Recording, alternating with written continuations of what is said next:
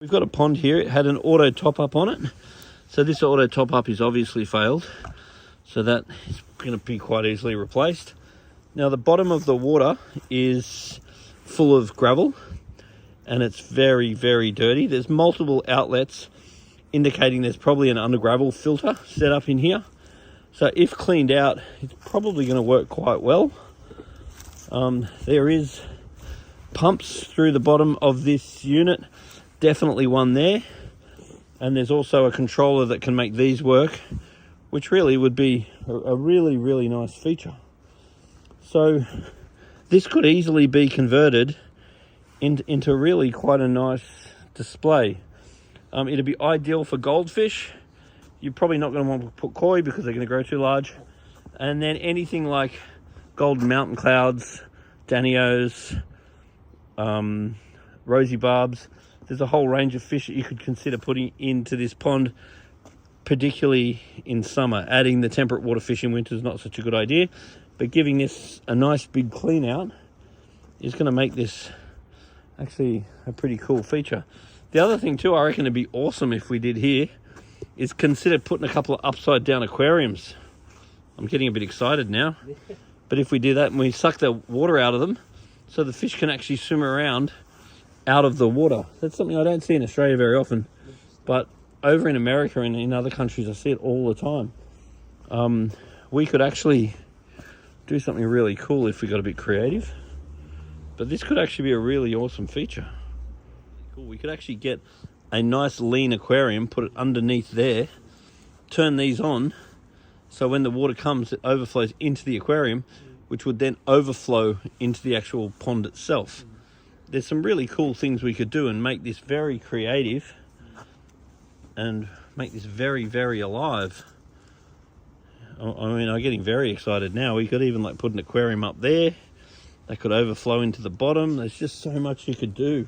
You could turn this into a really awesome, unique feature. It's going to require pretty much exactly what the other one. So we've got some little comets there. We've got heaps of lilies. Now, you've got residual trees, which are not too fun, because obviously these things are going to be dropping heaps of leaves in there. So getting yourself like a nice fish net just to scoop out the leaves when you get a chance is going to be quite nice. But once this is stripped out a bit, this is a really cool feature. Yeah, the steps are nice. I mean, obviously I need to get into it to find out what's running it filtration-wise and stuff. At the moment, I'm not seeing running water. No, there's nothing in there. So are you sure there's nothing in there? So there are those pipes that recirculate the water. Oh, so you do know where they are? Yeah, I know where they are, but they're not working. But they're not working? And I think there might be another one of those sort of flow-free filler things somewhere as well. Well, I think there has to be, unless you're filling it up, No. because it looks nice and filled. The rain fills it up, and I think there's, on either side there should be overflow somewhere. Yep. I don't really know. Yeah, well, I mean, once again, it's just a matter of pulling it all apart. Oh, here it is right there. It's right there. There it is. Yeah. So it's definitely got the same Same setup as that. Yeah. And I'm assuming all the filtration's the same. Yeah. So realistically, it's probably really great. It just needs its servicing. With a setup like this, with these under gravel units, if it gets some attention once a year, you'll find they're actually really good.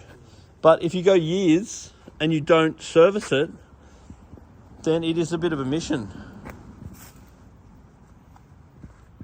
Fish look great. This is really cool, man. So it'll be a little bit of an effort to clean it up, but once it's clean, it'll give you a lot of enjoyment for a long time. Yeah, I think so. But something like this, if I came yearly and gave you a service, you'd probably be under control.